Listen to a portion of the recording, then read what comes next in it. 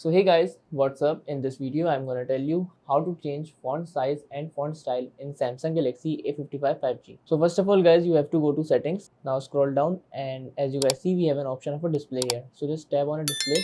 We have an option of a font size and style. So just tap here. So on the very first we have font style. So just tap on a font style and we have all these font style.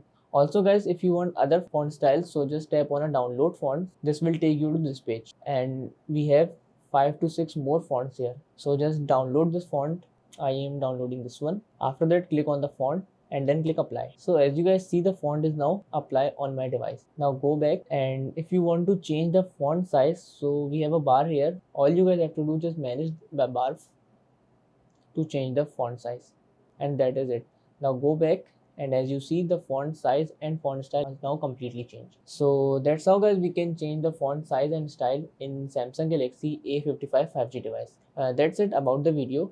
If this video helped you, kindly like the video and follow us for more tips and tricks. See you guys in the next video. Take care.